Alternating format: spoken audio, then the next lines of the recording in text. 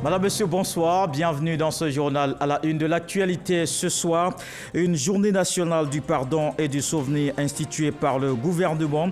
Elle sera célébrée tous les 16 décembre. Voilà entre autres décision du Conseil des ministres de ce mercredi. C'est le tout premier du chef du gouvernement, Ahmed Bakayoko, inscrit cette mission dans la continuité des actions engagées par son prédécesseur. L'aviation civile ivoirienne est l'une des fiertés de développement de la Côte d'Ivoire dans les années 60 et 70. Le père de la nation, Félix Houphouët-Boigny, avait déjà pris des mesures pour assurer sa compétitivité. Une compagnie nationale voit le jour et vole plus haut dans le ciel. Zoom sur ce secteur après 60 ans d'indépendance dans ce journal. Et puis au Liban, scène apocalyptique après la double explosion d'hier à Beyrouth, au moins 113 morts, 4000 blessés et de nombreux disparus. Les secouristes toujours dans les ruines fumantes du port. Plusieurs dirigeants continuent à proposer l'envoi d'aide à ce pays. Le président de la République, Alassane Ouattara, a adressé des lettres de félicitations à l'occasion de la célébration de la fête nationale de plusieurs pays. Il s'agit des présidents de la République d'Indonésie, Joko Widodo, de la République de Singapour, Madame Halima Jacob, de la République islamique d'Afghanistan, Mohamed Ashraf Ghani, du roi de la Fédération de Malaisie, Sa Majesté Abdullah Ahmad Shah, et du gouverneur général des îles Cook, Tom Master.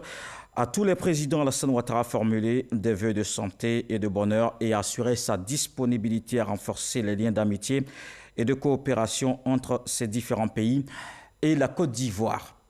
Le chef de l'État qui a présidé un conseil des ministres tenu ce mercredi au palais de la présidence, les membres du gouvernement ont abordé les questions liées à la marche de la nation. À cette fonction de Premier ministre, Ahmed Bakayoko était à son tout premier conseil. Le chef du gouvernement entend poursuivre avec l'ensemble de son équipe les importants programmes en cours. On fait le point avec Jérôme Kofi Abolin.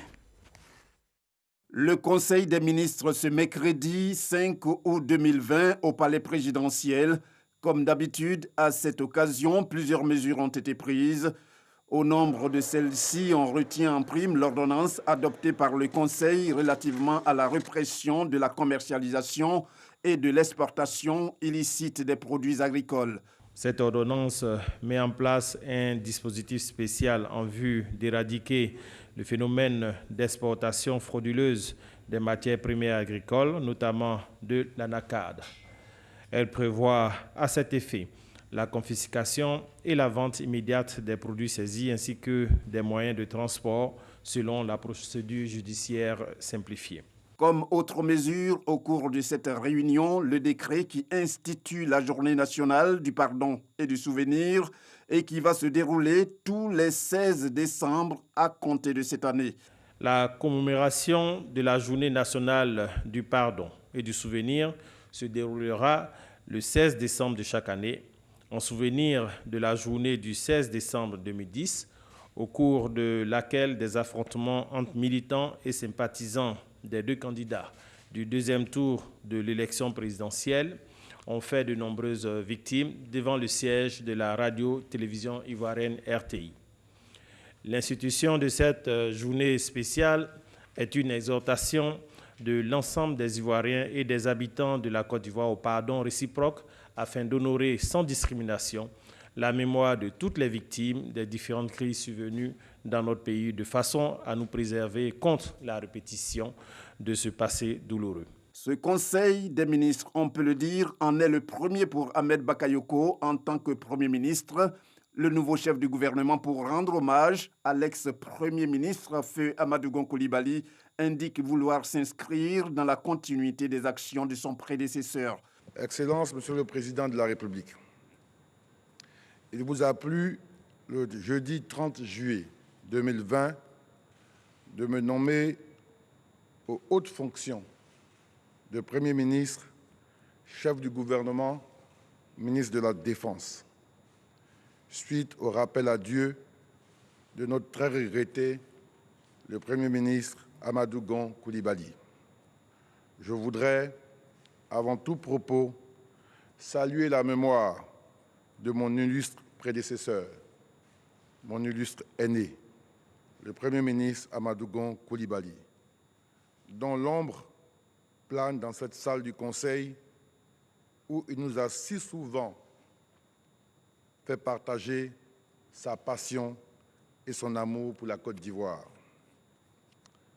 Oui, le Premier ministre Amadou Gon Coulibaly est irremplaçable dans nos cœurs et dans nos esprits pour la qualité et la chaleur des relations humaines qu'il a entretenues avec chacune et chacun de nous. Il nous a également tous édifiés par la loyauté et la compétence avec lesquelles il a servi son pays, la Côte d'Ivoire. Les valeurs incarnées par le Premier ministre Amadou Gon Coulibaly inspireront fortement notre action. Le président de la République, Alassane Ouattara, pour sa part, s'est dit très confiant en rappelant toutefois que le travail doit toujours être de mise pour permettre à la Côte d'Ivoire d'aller de l'avant. Je suis confiant qu'avec cette équipe dirigée par le Premier ministre Ahmed Bakayoko, chef du gouvernement, ministre de la Défense, que le gouvernement continuera avec la même efficacité et le même objectif de tout faire pour que ce que nous avons promis à nos concitoyens soit réalisé. C'est vrai que nous sommes dans une année électorale, mais cela ne doit pas nous divertir par rapport aux objectifs que nous nous sommes fixés. Ce qui importe, c'est le bien-être des Ivoiriens. Et je sais que je peux compter sur chacune et chacun de vous dans vos secteurs respectifs pour continuer l'excellent travail que vous faites. Le chef de l'État a aussi encouragé le nouveau Premier ministre Ahmed Bakayoko et l'équipe dont il est désormais le chef à œuvrer dans l'union et la concorde pour la mission qui est la leur. Et pour information à propos du calendrier du président de la République, selon le Conseil des ministres, le président Alassane Ouattara va effectuer une visite d'État dans le Morono du 9 au 12 septembre prochain. Et puis ce télégramme du président de la République à son Excellence M. Michel Aoun, président de la République libanaise. Monsieur le Président, c'est avec une profonde consternation que j'ai appris la nouvelle de la double explosion d'un dépôt de nitrate d'ammonium dans le port de Beyrouth le mardi 4 août 2020 qui a fait plus de 100 morts et plus de 4000 blessés. En cette douloureuse circonstance, je voudrais au nom du peuple et du gouvernement ivoirien ainsi qu'en mon nom propre exprimer à votre Excellence, au peuple et au gouvernement libanais ma solidarité, ma profonde compassion. Je prie votre Excellence de bien vouloir transmettre aux familles des victimes mes condoléances les plus attristées et aux nombreux blessés mes vœux de réconfort et de prompt rétablissement. Haute considération, Alassane Ouattara, président de la République de Côte d'Ivoire. Des messages de soutien affluent donc du monde entier. Le Liban tente de gérer les dégâts de la double explosion survenue hier à Beyrouth. Les dirigeants continuent à proposer l'envoi d'aide à ce pays. Parmi eux, les États-Unis, le Canada, le Qatar, la France, l'Iran et même Israël, avec lesquels les relations sont froides. Selon un dernier bilan communiqué en fin de journée ce mercredi, il y a au moins 113 morts, 4000 blessés et de nombreux disparus. Les secouristes tentaient de retrouver des victimes dans les ruines fumantes du port de la ville. Ici en Côte d'Ivoire, le nouveau Premier ministre veut bénéficier des bénédictions des guides religieux. Après l'archevêque d'Abidjan, il était hier avec le président du COSIM. L'objectif est le même, présenter ses nouvelles fonctions. Ahmed Bakayoko rend cette visite au cheikh Aïman Traoré Mamadou pour ses conseils et prières. Abdoulaye Koné. Le Premier ministre et chef du gouvernement chez le cheikh Aïma Mamadou Traoré. Ahmed Bakayoko est venu lui présenter sa nomination et solliciter des prières pour la réussite de sa mission à la primature. Je remercie infiniment Monsieur le Premier ministre pour cette visite qui m'honore et j'ai prié Allah subhanahu wa ta'ala afin qu'il le garde longtemps et avec beaucoup de santé et que la confiance que le président a placée sur lui, et cette confiance se renforce davantage. Et que Allah subhanahu wa ta'ala guide ses pas et couronne de succès tout ce qu'il entreprendra dans le cadre de cette nouvelle mission. Une mission que le Premier ministre place sous le signe de la continuité, de l'approfondissement de l'action gouvernementale, mais surtout de la paix en Côte d'Ivoire. Nous comptons engager des actions fortes pour que l'ensemble des Ivoiriens se retrouvent dans la paix. Nous avons un beau pays, nous avons connu une situation très grave par le passé et notre responsabilité, c'est de veiller à ce que, par la grâce des prières des guides religieux, nous puissions agir dans le sens de la cohésion sociale, de la paix, du grand rassemblement des Ivoiriens. La Côte d'Ivoire est une, elle est indivisible, il nous faut raison garder et regarder ce qui est essentiel. Et je crois qu'aucune œuvre de cette dimension ne peut se faire sans la force et les prières de nos guides. Avec les prières de toutes les tendances religieuses de notre pays, le Premier ministre et son équipe gouvernementale entendent relever tous les défis de développement du pays. Et si on prenait l'avion pour continuer? Je vous emmène dans un secteur tout aussi important de la vie de la nation, vous l'aurez compris. C'est l'aviation civile, elle s'est développée aujourd'hui. Mais en fait, dans les années 60 et 70, Félix Houphouët-Boigny avait créé les conditions d'une compétitivité. Il y avait déjà, à cette époque, de l'orange, du blanc et du vert dans le ciel. Vous n'avez certainement pas oublié la compagnie Air Ivoire. En 60, les progrès dans l'aviation civile en Côte d'Ivoire, un sujet de Francis Boifo.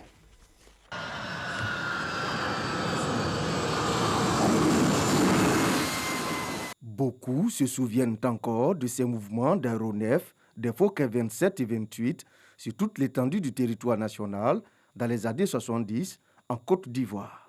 À destination de Boaké Korobo, de bien vouloir se présenter en salle de départ pour embarquement immédiat. L'aviation civile était portée par la compagnie Air Ivoire. Nous sommes allés à la rencontre du premier directeur général de cette compagnie nationale, aujourd'hui président du conseil d'administration d'Air Côte d'Ivoire. En 70, quand je suis arrivé, il y avait des avions donc, de type DC-3, c'était des avions qui avaient fait la guerre de Corée. Donc très rapidement, le président Houphouët-Boigny a fait acheter pour l'armée de l'air des avions à l'époque très nouveaux, c'est-à-dire des Fokker 27 et des Fokker 28. Et ensuite, il s'est rendu compte rapidement que ces avions pouvaient être utilisés dans le cadre de l'aviation civile. Donc à partir de 1979, c'est-à-dire quelques années après, nous voilà, en tant que militaires, à travailler dans l'aviation civile, c'est-à-dire faire des vols domestiques. La Côte d'Ivoire était le premier pays donc, dans l'Afrique de l'Ouest à avoir une compagnie vraiment digne de ce nom. Entre 1974 et 1994, la Côte d'Ivoire faisait la fierté de la sous-région en matière d'aviation civile. L'ancien pilote de feu Félix Houphouët-Boigny raconte. L'aéroport Félix Houphouët-Boigny, c'était vraiment l'aéroport international. Ensuite est venu l'aéroport de Yamoussoukro, parce que Yamoussoukro étant devenu la capitale, donc recevait les chefs d'État qui venaient là-bas sur les pistes bitumées. Et puis ensuite, il y a eu Boaké, parce que Boaké a bénéficié d'une grande piste bitumée parce qu'il y a eu l'avènement de la création de la base aérienne de Boaké, avec des Alpha Jet.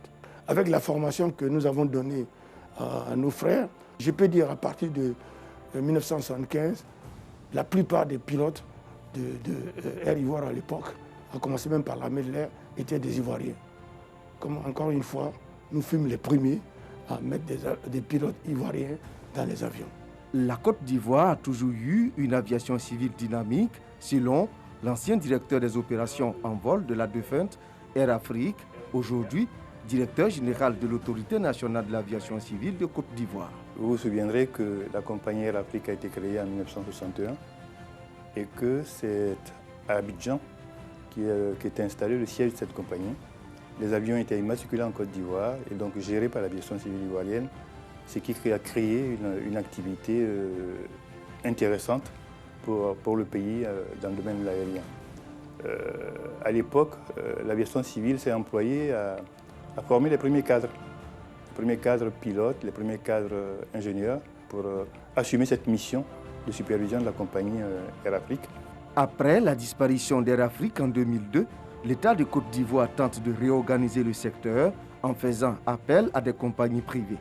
Mais ce n'est qu'à partir de 2012 que l'aviation civile va se développer. Je me souviens encore, quand le président Alassane était au Golfe, déjà il avait pensé à créer une grande aviation. Et c'est ainsi que j'ai eu pour mission de créer Air Côte d'Ivoire que vous connaissez. Je peux vous dire qu'aujourd'hui, Air Côte d'Ivoire représente 52% de tout le trafic de l'Afrique de l'Ouest et de l'Afrique centrale. Je pense qu'on lui doit cette mission-là qu'il nous a confiée. Et toutes les entités, tous les acteurs du secteur ont accompagné ce mouvement, notamment Aéria, qui a donc fait des efforts pour accompagner ce mouvement parce que le trafic augmentait. Il fallait que l'aérogare soit adapté, il fallait que les parkings avions soient adaptés, des extensions puissent faire. L'assistance en escale a été concédée à un vrai handleur, ce qui a permis de moderniser tous les équipements d'assistance en escale. Et de son côté, la SECNA a investi.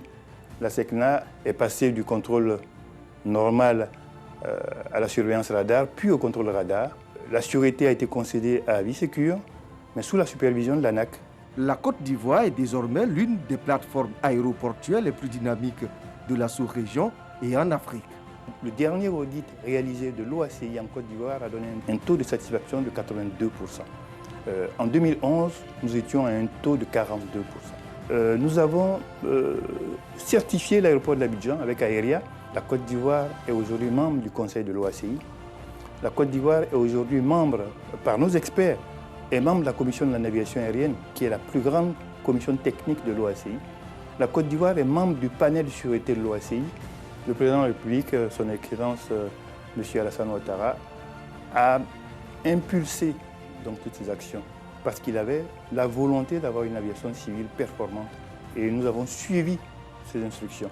C'est par les moyens qu'il a mis à notre disposition que nous avons pu obtenir ces résultats-là, aussi bien Air Côte d'Ivoire qu'Aéria et que nous-mêmes, aviation civile. 60 ans après l'indépendance, l'aviation civile ivoirienne enregistre une compagnie nationale Air Côte d'Ivoire avec 5 destinations domestiques et 20 sous-régionales, une trentaine de compagnies commerciales avec des vols directs aux États-Unis d'Amérique, des pistes modernisées, environ 2 200 000 passagers en 2018 et une amélioration des conditions de sûreté et de sécurité grâce à l'ANAC.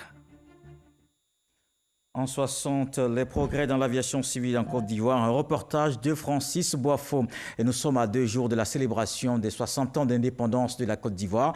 L'aviation civile reste un symbole de son développement. Des hommes ont aussi marqué la marche du pays. Monseigneur Pierre-Marie Coty, il a participé à la composition de l'hymne national avec Pierre-Michel Pango.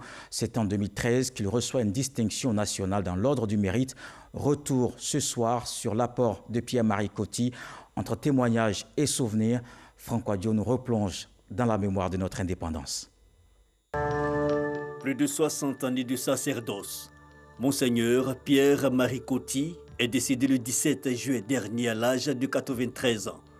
Au nombre des témoignages sur l'œuvre de l'homme, un fait majeur, l'histoire de l'indépendance de la Côte d'Ivoire retient de l'ancien évêque émérite du diocèse de Daloa la paternité du texte de l'hymne national.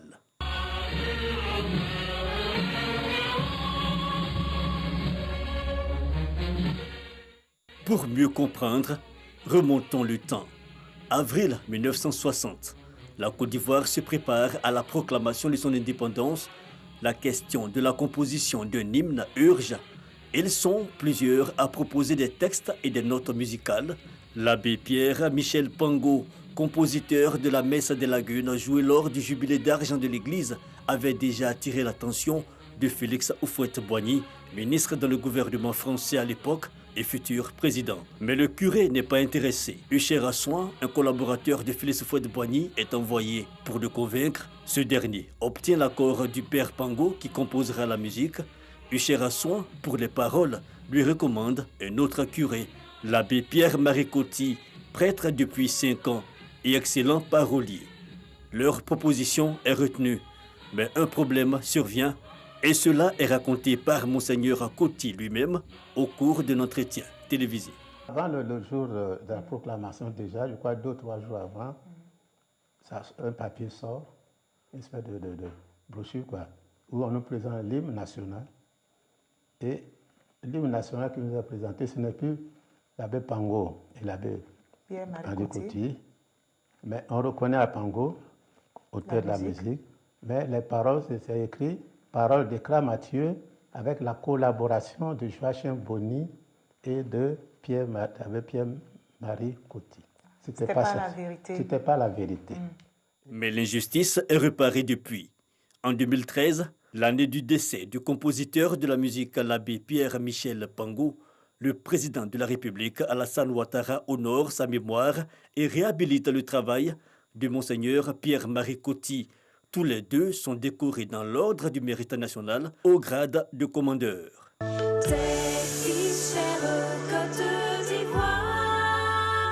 L'hymne national, au même titre que les armoiries, tous appartiennent au patrimoine symbolique de la Côte d'Ivoire. Ses concepteurs ne sont plus de ce monde, mais pour leur famille, la fierté demeure. Nous nous sommes rendus à Anyama-Djamé, à la cour familiale. On prépare les obsèques de Monseigneur Coty. Sa petite sœur, la Benjamine de l'évêque, et son neveu témoignent. Lorsque l'État leur a rendu hommage, ça a été vraiment une grande fierté pour moi. Et à cette occasion, il y a un boulevard qui porte son nom d'Anyama, Carrefour d'Anyama au feu, jusqu'à Saint-Michel, qui est le boulevard Pierre-Marie Coty. Personnellement, comme il le disait souvent, ce n'était ni gloire ni honneur qu'il recherchait, mais juste la vérité qu'on devait pouvoir rétablir. Homme de foi et de conviction, Monseigneur Pierre-Marie Coty laisse un texte à la nation, son héritage pour la postérité. Les paroles sonnent comme un appel à l'unité, mais aussi à la cohésion. La bidjanaise, la partition musicale par chœur à 7 voix mixtes et libellée en sol majeur aura connu, certes un réaménagement, mais ne perd pas pour autant la profondeur de son discours patriotique et unificateur. Elle suscite toujours autant d'émotions.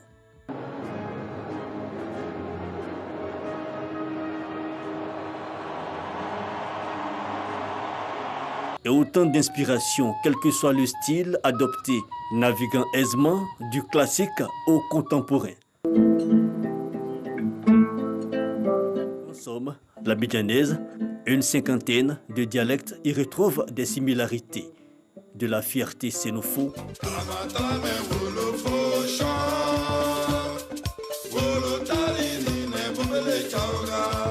passant par le dynamisme baoulé, ou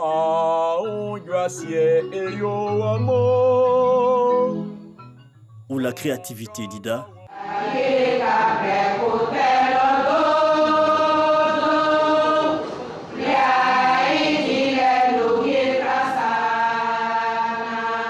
des dialectes et même le langage populaire. Tous s'y retrouvent, unis autour des couleurs nationales, portées par ce fameux chant et ces paroles écrites en 3 jours par Monseigneur Pierre-Marie Coty. Fiers artisans de ta grandeur, tous rassemblés et pour ta gloire, te bâtiront dans le bonheur. Le refrain, pour ta grandeur riche et noble patrie, nous marcherons de la vie, plein d'amour et plein de joie, le cœur uni au cours de notre vie. La bidjanaise, histoire et contribution de Monseigneur Pierre-Marie Coty, un hommage rendu à l'homme inhumé hier mardi. Le ministre de l'Emploi et de la Protection sociale porte à la connaissance des populations vivant en Côte d'Ivoire que le vendredi 7 août 2020, jour de la fête nationale, est déclaré jour férié, chômé et payé sur toute l'étendue du territoire national pour les signataires de la Convention collective interprofessionnelle du 20 juillet 1977 et conformément aux dispositions de l'article 65 de la dite Convention, le samedi 8 août 2020, le lendemain de la fête nationale, est déclaré jour férié et chômés. Les journalistes, eux, sont toujours au travail parce que l'actualité ne s'arrête pas. Leur plume rythme la marche des pays. Dans la pratique de ce métier, justement, il faut aussi être imprégné de la législation en vigueur. C'est l'objectif visé par cette rencontre de 2 jours. Le ministre de la Communication, Sidi Tiemoko Touré, invite les professionnels des médias à s'approprier la loi. Issa Tionayo. Une rencontre entre professionnels pour vulgariser et s'approprier des textes majeurs du secteur, de la presse et des médias. Une initiative du ministère de la Communication et des médias. Ces grandes avancées enregistrées ces dernières années, notamment depuis 2018, ont été impulsées par des réflexions inclusives, initiées s'inscrivant dans le document cadre de la politique nationale de communication et des médias, PONACOM 2019-2023. La PONACOM 2019-2023 a établi le diagnostic de la situation de la communication et des médias en Côte d'Ivoire. Selon le ministre Sidi Timoko Touré, le secteur de la communication et des médias est important pour la Côte d'Ivoire. Pour ce faire, il insiste sur les nombreux investissements faits par le gouvernement pour rendre le secteur viable. Au niveau du développement de la presse, l'aide de l'État a été revue à la hausse en perspective de l'élargissement des missions du Fonds de soutien au développement de la presse FSDP pour la prise en compte des médias audiovisuels et numériques ainsi que la prise en compte des questions du genre. Ainsi, le budget du FSDP, qui était de 1,8 milliard de francs CFA en 2019, est passé à 2,6 milliards de francs CFA en 2020, soit une hausse de près de 1 milliard de francs CFA. Cette rencontre qui s'achève ce jeudi 6 août 2020 est une aubaine pour les professionnels de la communication et des médias. Ils entendent faire le bilan de la réglementation de ce secteur et à mieux connaître ces textes. La commission électorale indépendante prépare la présidentielle d'octobre. Le contentieux électoral ouvert. Pour expliquer le processus, le superviseur de la CEI pour les régions de l'Indéné-Dioablin, de l'Ifou et d'Unzi échange avec le corps préfectoral, les représentants des partis politiques et les ONG. Ils sont instruits sur les éventuelles réclamations et le mode opératoire pour le parrainage. Herman Yamia. La tenue de l'élection présidentielle le 31 octobre prochain se précise. La CEI, la commission électorale indépendante, rassure un peu plus chaque jour qui passe qu'elle tiendra cette échéance. Face au corps préfectoral, aux représentants des partis politiques et représentants des ONG à Bengourou, le superviseur de la CEI pour les régions de l'Indéné-Dioablin, de l'Ifou et d'Unzi est venu parler des réclamations et contentieux éventuels qu'il pourrait avoir sur la liste électorale provisoire. Émile Lebrotier précise que les réclamations sont reçues tous les jours du 5 au 7 août. Le porte-parole de la CEI s'est également prononcé sur le mode opératoire du parrainage des candidats, une nouvelle exigence du législateur qui estime que l'importance de la fonction de président de la République requiert de remplir des conditions spéciales.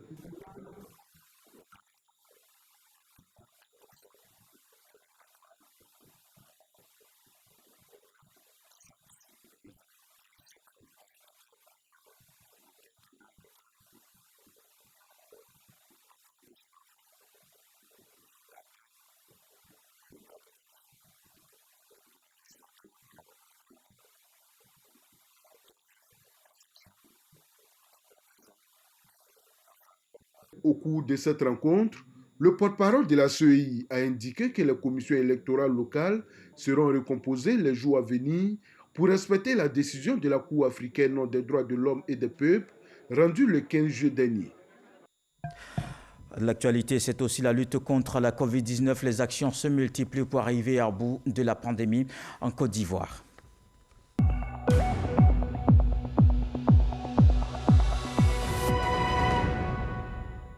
Ce mercredi 5 août 2020, 56 nouveaux cas de Covid-19 sur 760 échantillons prélevés, soit 7,3% de cas positifs, 236 guéris et 0 décès.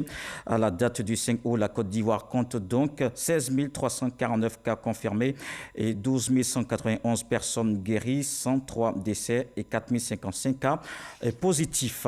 Et puis la Covid-19 qui impacte aussi tous les secteurs. Les objectifs pour le développement durable, c'est à l'horizon 2030. Les Nations Unies veulent tenir ce rendez-vous pour réduire les conséquences de la crise sanitaire sur les ODD. Des réflexions sont ouvertes, une initiative du ministère de l'Environnement. Et puis un mot de sport dans ce journal peut terminer. La piscine d'État de Treichville à nouveau fonctionnelle depuis le jeudi 30 juillet dernier. Elle était fermée pendant plusieurs mois pour des travaux de rénovation. Le ministre des Sports a procédé à l'inauguration. Paulin Claude Danhaut a reçu les équipements et le matériel d'entretien du site, une cérémonie au cours de laquelle plusieurs personnalités ont été distinguées. Et voilà qui met un terme à ce journal. Merci de l'avoir suivi. Retour de l'actualité à 23h avec Marine Cognan. On se quitte avec cette pensée. Ce que nous sommes est le résultat de ce que nous avons pensé. Dieu voulant, on se retrouve demain.